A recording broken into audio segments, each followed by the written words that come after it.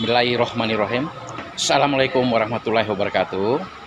Selamat sore, salam sejahtera untuk kita semua yang ada di tempat ini. Pada sore hari ini kami dari tim kantor advokat dan konsultan hukum Muhammad Kasim Usemahu dan Associate akan melakukan jumpa pers sehubungan dengan adanya dugaan tindak pidana pemalsuan, ya, di mana tindak pidana pemalsuan tersebut berupa pemalsuan dengan melanggar atau perbuatan pidana terhadap beberapa pasal yang nanti akan dijelaskan langsung oleh ketua tim kami Bapak Muhammad Kasim Usemahu. Dan perlu saya sampaikan juga dalam jumpa pers ini bahwa kami tim kuasa hukum sesungguhnya dalam hal untuk mengajukan laporan ataupun pengaduan pidana ini tidak bermaksud untuk mencari-cari kesalahan dari siapapun pula. Namun tim kuasa hukum di sini ingin membuktikan tentang kebenaran-kebenaran terkait bagaimana hak milik adat yang dimiliki oleh klien kami dalam hal ini. Pada kesempatan pada sore hari ini diwakili oleh ahli waris, ada dua yang sempat hadir, Kareng Sewang sama dengan Daeng Ali. Ini Kareng Sewang dan ini Daeng Ali hadir di tempat ini. Bersama-sama kami tim kuasa hukum akan menyampaikan sesungguhnya apa yang terjadi terhadap objek bidang tanah milik klien kami selaku ahli waris, yang mana kepemilikannya didapat dari kakek mereka bernama Nurul bin Badu. Dan untuk selanjutnya secara hukum akan dijelaskan dan diuraikan secara mendetail berdasarkan pasal-pasal dan perbuatan-perbuatan pidana yang nanti akan dijelaskan oleh ketua tim kami, yaitu Bapak Muhammad Kasim Usemahu. Saya persilakan, Pak. Assalamualaikum warahmatullahi wabarakatuh. Kami dari tim penasihat hukum beserta klien mengaturkan banyak terima kasih atas kehadiran para wartawan, rekan-rekan dalam meliput berita kami. Sesuai dengan preambul dari rekan saya tadi bahwa adanya putusan yang didasarkan dengan alat-alat bukti palsu. Kami lebih memfokuskan kepada bahasa bahwa Pengadilan Negeri Makassar pada tahun 2016 dalam perkara perdata nomor 95 garing PDT-G garing 2016 garing PN Makassar telah menerbitkan sebagai suatu produksi putusan sesat. Kenapa dikatakan putusan sesat? Karena dia dilandasi oleh keseluruhan alat-alat bukti yang palsu. Alat bukti yang diajukan di dalam perkara perdata nomor 95 terdiri dari 2 alat bukti surat dan 2 alat bukti saksi.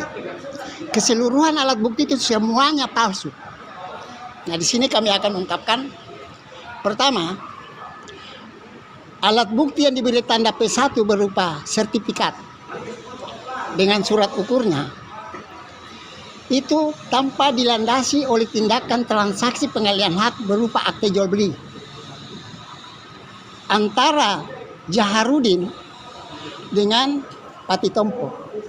Jadi fakta hukumnya ada 2 lokasi tanah. Ada 1 lokasi tanah milik almarhum Nurul bin Bado, itulah para ahli waris klien kami, ya. Nah, itu tidak pernah dilakukan transaksi pengalihan hak dengan pihak siapapun. Nah, muncul lagi fakta hukum yang lain, ada lokasi tanah yang diklaim pemiliknya almarhum Pati Tompo.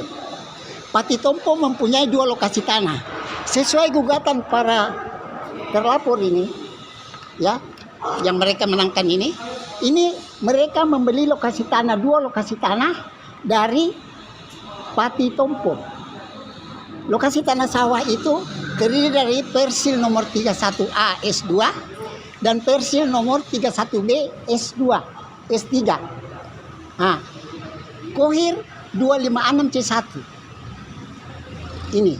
Jadi pada ketika terjadi suatu persidangan yang digelar di Pengadilan Negeri Makassar, pihak yang sekarang terlapor ini, Jaharudin, tidak pernah menunjukkan, membuktikan bahwa lokasi tanah yang dia beli dari Pati Tompo itu didasarkan pada suatu transaksi pengalihan hak yang sah berupa akta jual beli.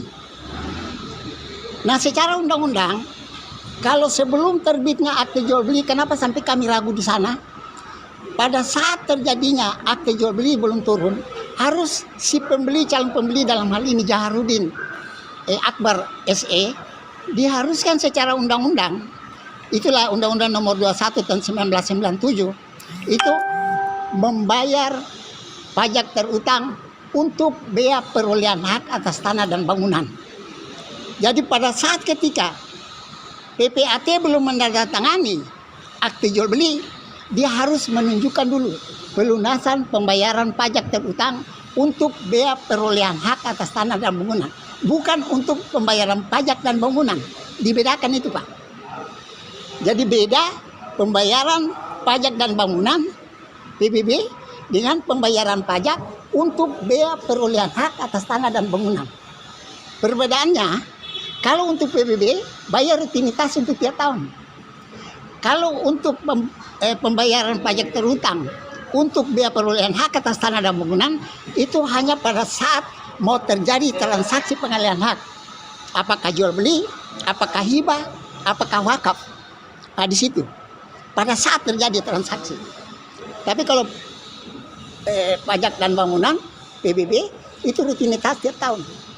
Kalau ini tidak, dia spesifikasi. Dan kantor pertanahan maupun PPAT terikat di dalam situ. Kantor pertanahan juga, kepala pertanahan tidak bisa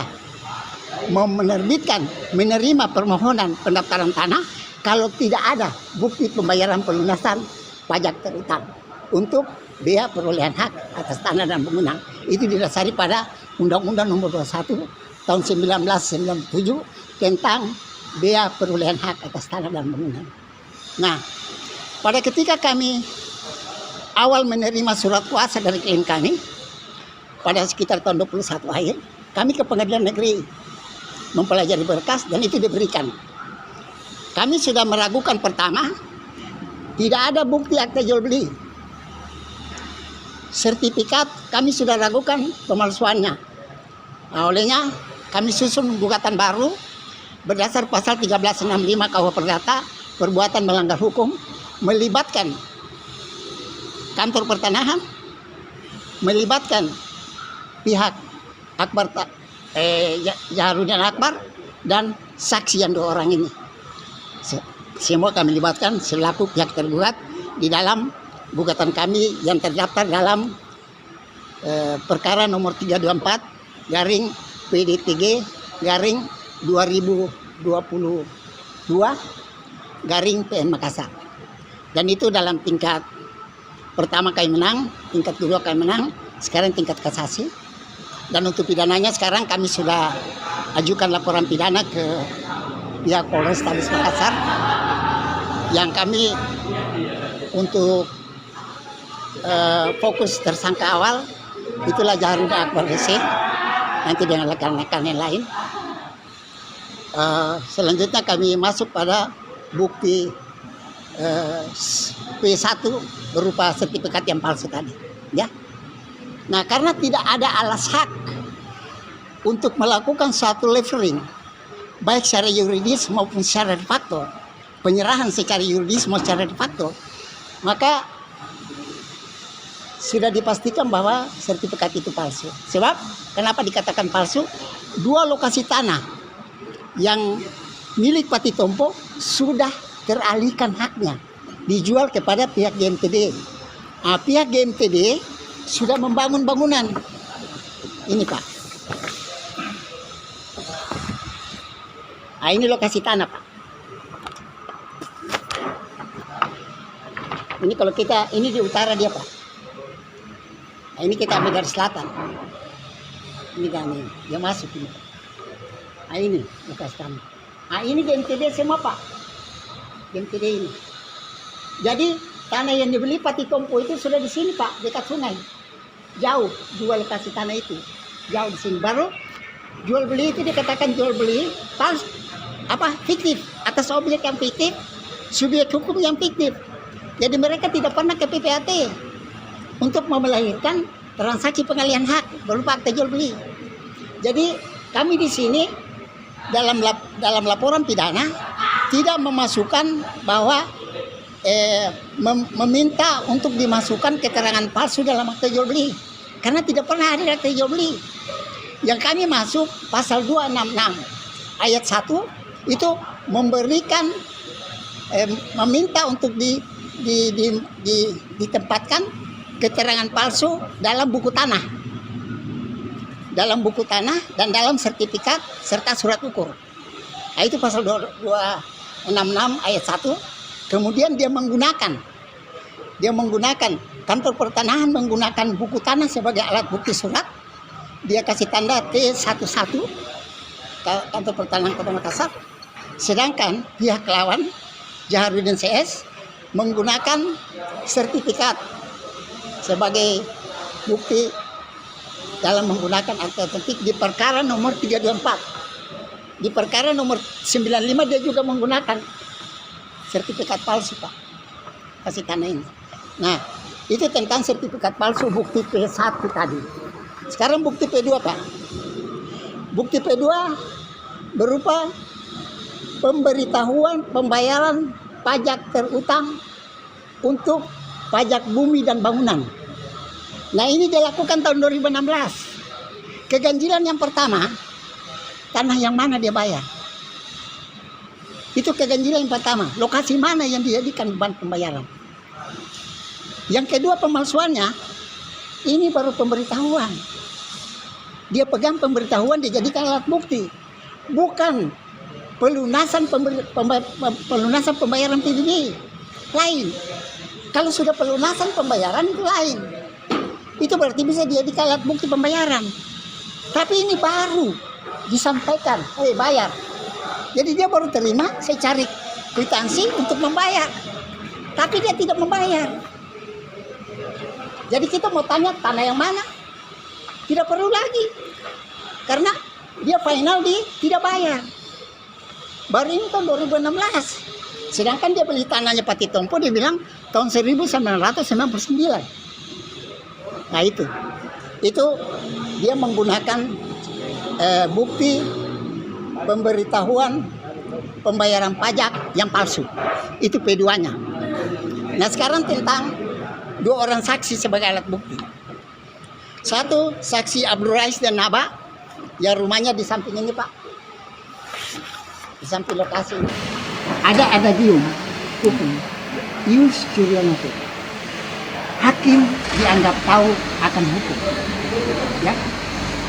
Pada kasus perdata nomor 95 garing PDTG garing 2016 garing 2 PN Makassar, itu pihak Jaharudin menggugat klaim kami dengan link hanya satu orang. Padahal saksi-saksi yang dua saksi itu tahu bahwa anak dari Nurul bin Bado ini cucu-cucunya banyak. Kenapa tidak libatkan semuanya? Kenapa harus tergugat dilibatkan semuanya? Karena mereka di pihak yang dirugikan. Kalau penggugat cuma biar 10 orang cuma gugat, dua orang yang menggugat bisa. Karena dia tidak di pihak yang dirugikan. Nah sekarang lagi, kalau pihak tergugat, kita penggugat, kita bisa memilih. Kalau mana kepentingan itu dia berbeda dalam kepentingan yang lain, tapi di dalam satu kawasan. Sedangkan di dalam perkara ini, satu kawasan dalam satu komunitas yang satu kepentingan harus digugat semua. Beda kalau biarpun satu lokasi, ya, ada beberapa subjek hukum di atas yang punya kepentingan yang berbeda, penggugat tinggal memilih dia mau gugat mana yang duluan. Karena tidak ada hubungan kepemilikan antara satu dengan yang lain. Karena di sini tanah lompo, istilahnya lompo mangga, ya, ada lompo pudu, ya. Di dalam lompo-lompo itu ada beberapa pemilikan di atasnya. Nah sekarang kita mau menggugat yang mana? Yang keterkaitan dengan kita. Nah, itu kalau kita mau memilih tergugat. Tapi di dalam perkara ini dia harus menggugat semua ahli waris. Itu seperti yang tadi. Akhirnya ahli waris datang pasang pagar. Semua yang turun. Itu ada foto tadi Pak. Semua ahli waris turun. Nah itu foto. Itu foto sana kan di depan. Ini. Tunjukkan. Ini. Nah ini semua ahli waris Pak. Belum semua ini. Laki-laki juga tidak turun. Ini salahnya gugatan pertama.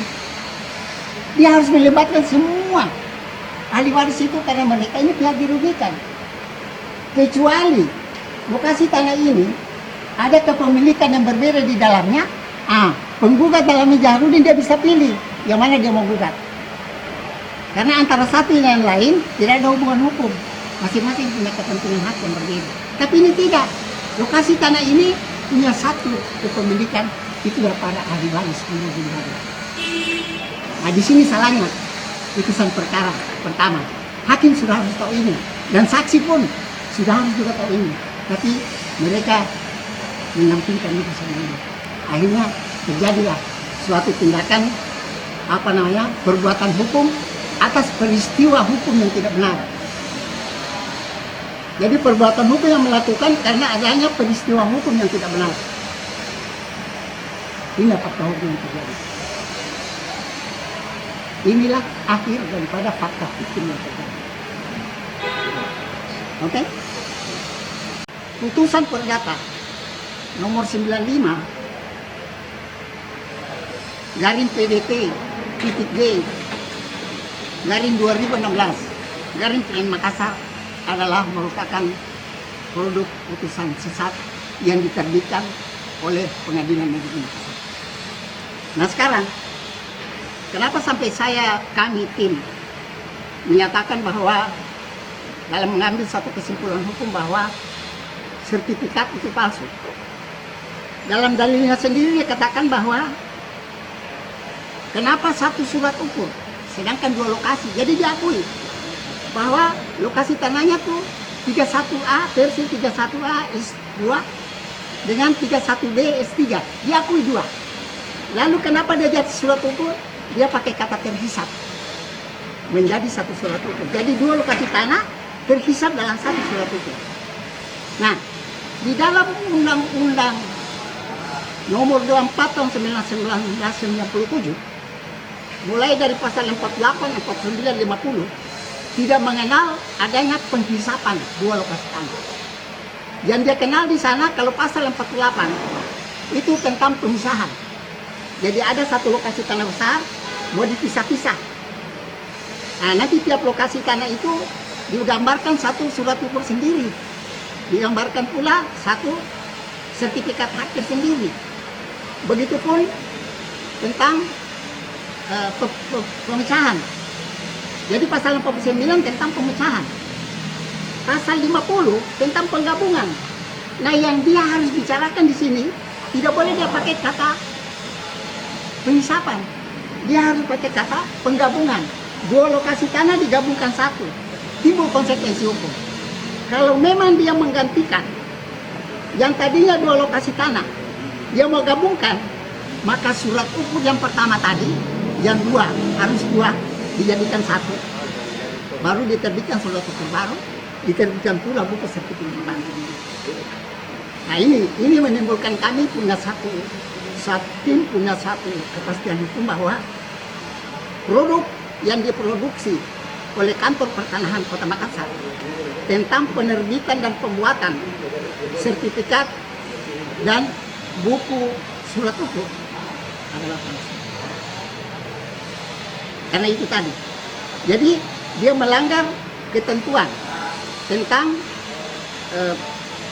peraturan pemerintah PP nomor 24 tahun 1997 pasal 50 tentang penggabungan. Jadi kalau dia mau pakai kata pemisahan, tidak dikenal di dalam apa undang-undang pokok agraria pemisahan. Apa? Pengisapan. Ya.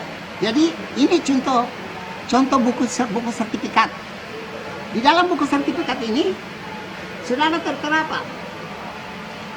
Sudah ada tertera tentang adanya pemisahan, penggabungan, pemecahan. Jadi kalau dia betul memegang ini sertifikat asli, berarti dia tahu sudah ada klasifikasi di sini. Jadi dia tidak sembarangan menggunakan ini.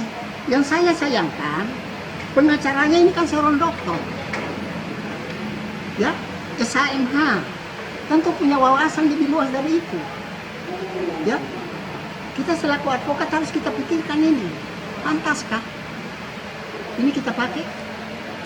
Di sisi lain merugikan klien, di sisi lain penghancuran atas pelaksanaan hukum yang terjadi. Dalam hal ini undang-undang. Sebagai seorang advokat, kita betul-betul harus menunjukkan eksistensi kita, kredibilitas kita, dedikasi kita, intelektualitas kita demi membela klien dalam kebenaran dan menegakkan hukum yang benar. Kalau begini caranya, inilah yang kami sayangkan, ya. Jadi itulah tadi dia sudah juga melanggar Undang-Undang Nomor 21 tahun 1997 tentang dia perolehan hak atas tanah yang dia tidak lakukan. Jadi berdasar pasal 238 RBG, ya. Jadi nanti saya lihat ini. Nah, ini saya coba keluar sedikit surat ukur Pak. Kalau surat ukur berdasar pada peraturan pasal 19 ya. Pasal 19 PP nomor 24 tahun 1997 itu surat ukur harus dilakukan dengan adanya pemetaan, ya, turun ukur, meletakkan titik-titik batas, kemudian pemilik yang pembeli dalam hal ini jarum dia harus turun lokasi untuk menunjukkan batas-batas lokasi tanah. Nah sekarang ini bukan surat ukur Pak, bukan hasil daripada de facto apa data fisik. Kalau data fisik lengkap, tapi ini hasil daripada foto Google, ya. Jadi ini tidak sah. Boleh pakai foto kalau itu berdasar pada peraturan Menteri Agraria nomor 3 tahun 1997. Boleh mengadakan suatu foto kalau foto itu untuk lokasi tanah yang luas dan dipersiapkan satu pesawat yang khusus untuk itu. Kalaupun itu lokasi tanah yang diminta pengukuran itu secara sporadik per orang, nah itu dalam satu lingkup yang kecil, itu tanah yang berawa atau tanah yang jurang sulit untuk turun, nah itu bisa pakai foto, bisa. Tapi kalau tanah datar seperti ini, ya, yang tidak ada kesulitan untuk menjangkau, yang tidak ada kesulitan untuk menggambar, lalu kenapa tidak melakukan secara faktual, ya, untuk melahirkan suatu data fisik yang benar? Ini salah Pak. Jadi agraria juga terlibat di sini mengiyakan ini. Tapi saya tidak menuduh agraria, ya.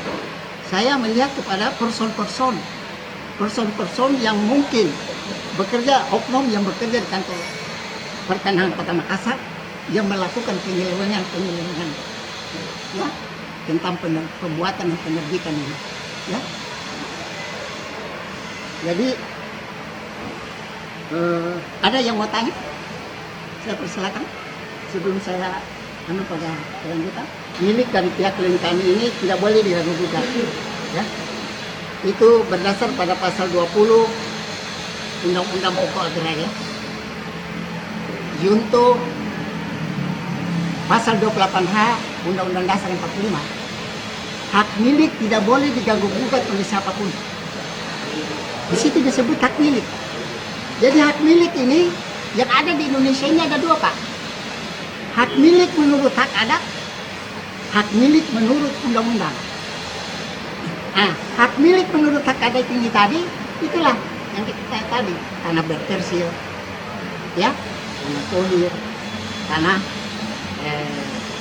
pada sebelum terbitnya Undang-Undang Pokok Agraria, termasuk dengan peraturan pelaksanaannya tahun 1995. Nah, itu tanah hak adat. Nanti kita kenal dengan tanah wilayah. Jadi hak milik tanah hak adat tidak boleh diganggu-gugat oleh siapapun. Nah, klien kami ini punya hak adat. Yang dia beli dari Pati Topet itu hak adat. Yang sudah dialihkan haknya kepada PT GNTB. Kami punya hak adat belum pernah. Nah, di sini. Disinilah satu perbuatan yang kami akan juga menyusup masuk untuk kenapa bisa ada bangunan GNTB perumahan di atas lokasi tanah milik klien kami. Ada 4 rumah. Ini kami akan tuntut juga. Siapa yang mengalihkan kepada GNTB ini? Kota Makassar. Ini kami akan usut juga. Nanti selesai ini. Karena ini lokasi batas tanah, ini berbatas dengan tanah lokasi tanah darat milik daripada klien kami untuk selatannya. Ini persil 25 D2.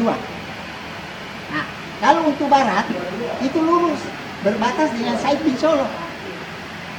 Jadi saya tidak katakan seperti mereka punya. Kalau berbatas dia punya sebelah selatan sebagian perumahan, sebagian benteng, pagar tembok. Nah, ini salah dia. Tapi dia sudah tahu ada sesuatu terjadi di sini. Kalau saya tidak, kami tidak. Kami masukkan sebelah barat Said bin Solo lurus. Nah, sebelah utara Nurul bin Rasulullah. Sebelah timur Rasulullah. Sebelah selatan tanah milik kami Nurul bin Badr. Nah, itu. Nah, yang jadi permasalahan lagi ini pada saat kami ajukan gugatan dengan terdaftar di dalam perkara nomor 324 dari PDPD dari 2022 dari PN Makassar, di mana ada terjadi suatu pemalsuan pembuktian yang dilakukan oleh pihak Jaharudin, dalam hal ini tergugat Jaharudin, tergugat Abdullah Janaba, tergugat Ismail Tamu. Mereka mengajukan bukti-bukti fotokopi, ya, menggambarkan pada lokasi tanah sebelah barat milik klien kami. Ini bukan orang punya. Dia masukkan di sini persil nomor 31A. Nah, begitu. Baru yang harus dia buktikan kalau memang itu sertifikatnya benar. Kalau memang itu gambar situasinya benar, sudah utuh. Maka yang dia ajukan bukti harus bukti pada saat terlahirnya sertifikat dan gambar surat utuh yang di depan. Bukan yang bukti kemudian. Bukti kemudian bukan untuk membentengi ini. Bukti yang pertama, apa kau pakai bukti pertama? Misalnya ada terjadi jual beli, mana jual beli? Dari siapa jual beli? Ah, itu dia jadikan supaya diterbitkan buku tanah menerbitkan sertifikat. Bukan ini bukti terakhir. Bukti terakhir tidak ada relevansi hukum, intelek semenhang dengan sertifikatan dan surat utuh. Ini salahnya. Jadi dia menggunakan lagi bukti palsu, fotokopi palsu di atas tanah yang bukan dia punya di dalam perkara yang baru. Dia mengajukan lagi satu saksi palsu, ya, memberikan keterangan palsu di atas sumpah di depan hakim, mengiyakan kebenaran atas akte jual beli, kebenaran atas sertifikat, kebenaran atas surat utuh, yang semuanya itu adalah fiktif. Nah, ini melibatkan semua. Sedangkan agraria, kantor pertanahan terlibat di sini, kuasa hukumnya terlibat karena menggunakan akte otentik berupa buku tanah yang palsu sebagai alat bukti surat dalam persidangan. Tinggal sekarang siapa yang membuat, siapa yang menerbitkan buku sertifikat dan buku surat ukur serta buku tanah itu nanti akan terbuka pemilihan setelah dilakukan penyelidikan dan penyidikan oleh pihak yang berwajib. Terus langkah-langkah apa yang akan Bapak lakukan sebagai advokat dari klien Bapak? Kami selaku advokat tetap dalam satu prinsip menegakkan kebenaran dalam hukum. Maksudnya untuk melaporkan Ya, kami menegakkan kebenaran dalam hukum.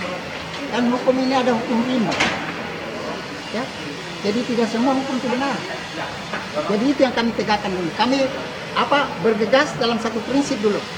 Apapun yang terjadi, kami harus tegakkan dulu hukum dalam kebenaran. Dan kami sekarang sudah ambil langkah-langkah, ya, melapor pidana ke pihak yang berwajib Polrestabes Makassar terhadap, ya, Jaharudin Akbar SB dan kawan-kawan. Ya, surat laporan. Pengaduan ini dia punya fisik penyampaian laporan secara tertulis. ini nih. Bukti Yang laporan. kita laporkan saya Bapak tidak bisa jelaskan ini. Oh, Iya. kami tim tapi saya mewakili Oh, selaku iya, pelapor. Iya. Tapi nanti, jadi maksudnya begini Pak. Di dalam laporan tertulis kami ini kami berikan perihal begini Pak. Perihal berdasarkan pasal 1 angka 24 tentang laporan. Perihal yang kedua pasal 1 angka 25 pengaduan. Kenapa sampai kami katakan laporan dan pengaduan? Karena untuk mengajukan laporan harus orang mengerti betul tentang posisi delik yang telah dilakukan. Ya. Sedangkan kalau pengaduan kami ajukan, klien dalam hal ini dengan putusan ini mereka merasa dirugikan, baik material maupun imaterial.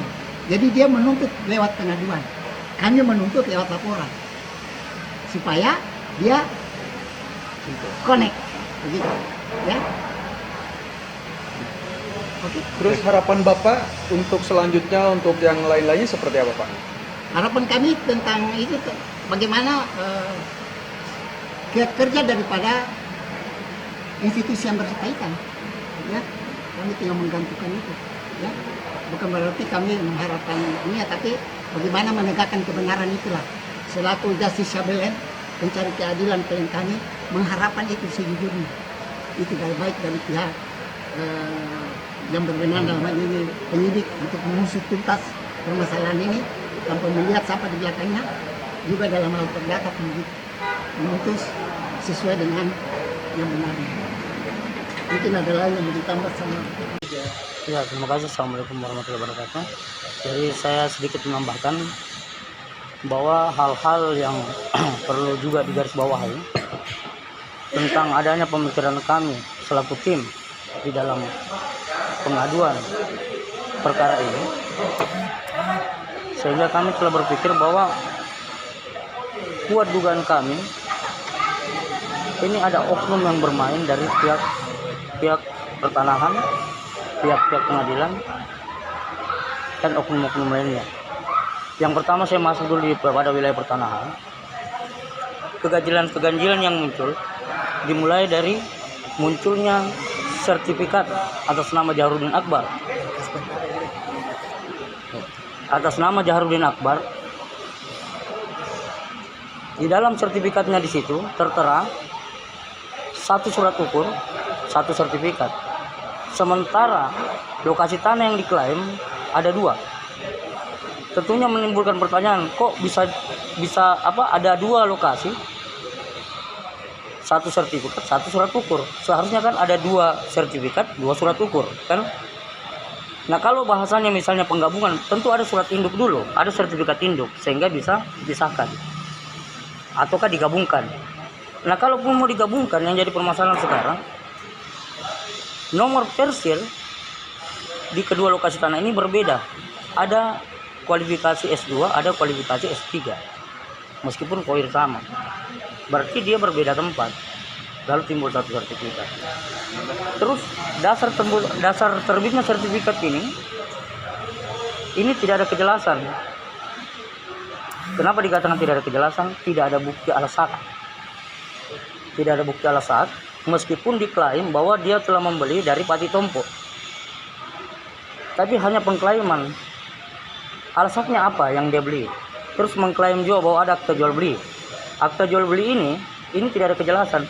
Ada disebut akta jual beli tapi tidak ada bentuknya. Tidak pernah ditunjukkan dan tidak pernah terlihat akta jual beli. Sehingga dari kecurigaan ini kami pada tahun, kalau tidak salah tahun 2021 pernah melakukan cross check ke Pengadilan Negeri Makassar untuk meng-cross check semua. Rupa-rupanya banyak keganjilan yang kami dapatkan di situ. Yang kami temukan di situ, klien kami dinyatakan pernah melakukan banding, pernah melakukan kasasi. Padahal klien kami tidak pernah melakukan banding, tidak pernah melakukan kasasi. Iya. Kenapa? Pengakuan klien kami bahwa tidak pernah menyatakan banding untuk perkara nomor 95/PDT/2016 PN Makassar. Perlu juga diketahui bahwa klien kami di perkara 95 itu sebagai tergugat tunggal Tahiyah Dengali itu tidak tahu baca dan tidak tahu tulis. Dan pada saat persidangan juga tidak pernah didampingi sama advokat. Awalnya didampingi tapi di pertengahan tidak. Dan dia tidak pernah melakukan banding. Setelah kami cross check lagi di pengadilan, itu tidak ada skum, baik skum banding maupun skum kasasi. Padahal untuk meng-cross check kebenaran bahwa pernah melakukan banding atau kasasi, ada bukti itu skum.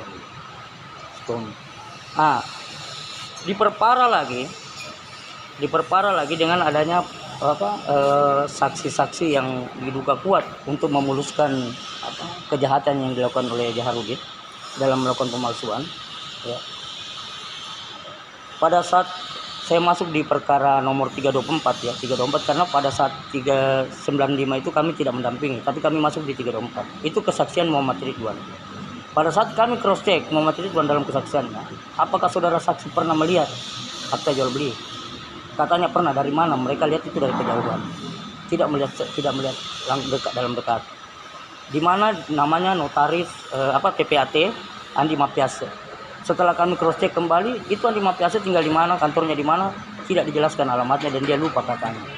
Inilah keganjilan bahwa akta jual beli itu tidak ada.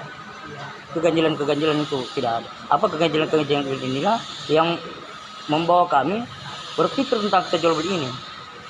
Rupanya akta jual beli setelah kami cross check juga di dalam perkara nomor 95 itu tidak ada wujudnya, tidak pernah dihadirkan sebagai bukti oleh Jaharudin Akbar selaku penggugat di dalam perkara nomor 95 akta jual beli ini.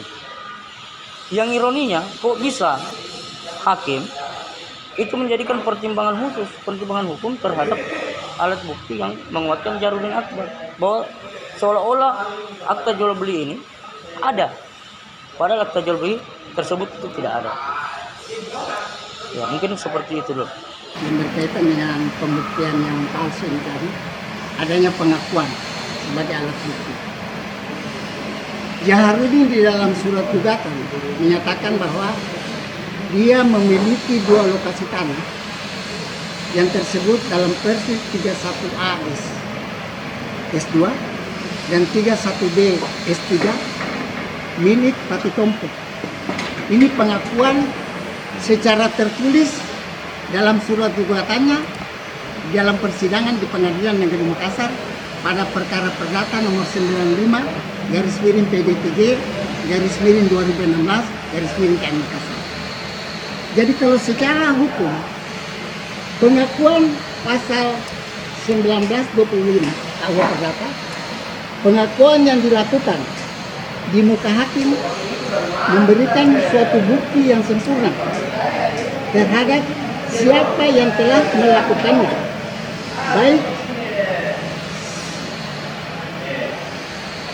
baik secara maupun dengan perantaraan seorang yang dikuasakan khusus untuk itu. Jadi baik dia pribadi maupun dikuasakan khusus untuk itu. Itu pengakuan. Ya. Itu dia yonto dengan pasal 1311 LPG menyatakan pengakuan yang diucapkan di hadapan hakim adalah memberikan bukti yang sempurna, memberatkan orang yang mengucapkannya baik sendiri maupun dengan bantuan orang lain yang khusus dikuasakan untuk itu. Ya, itu pengakuan alat bukti. Nah, untuk membuktikan pengakuannya ini bahwa benar dia telah membeli tanah, 2 lokasi tanah milik daripada Hati Tompo, maka berdasar pada pasal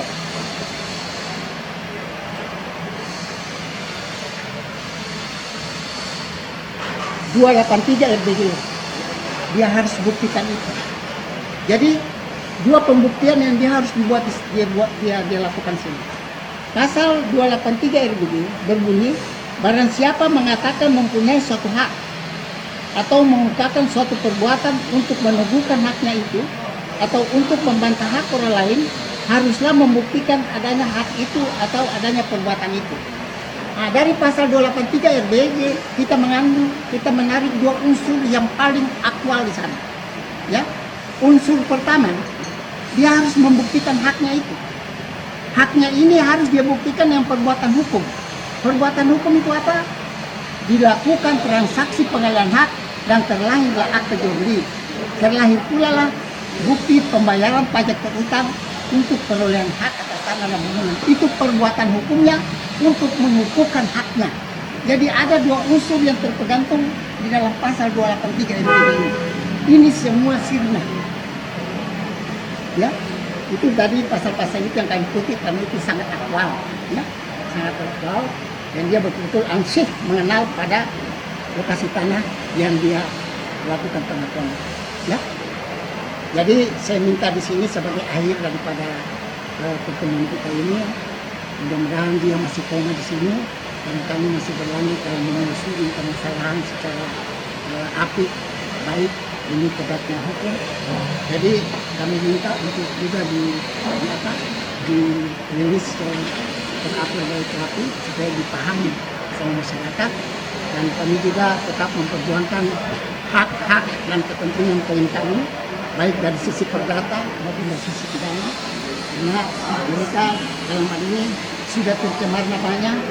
Orang Makassar bilang sudah siri, malu, ya, menanggung derita, ya, terus menanggung derita, menanggung kerugian baik material maupun imaterial, ya, dalam gugatan perdata nomor 34 perkara perbuatan melanggar hukum itu 1365, kami juga menuntut untuk pengembalian ganti rugi baik tentang nama baik imaterial maupun kerugian material yang mereka derita.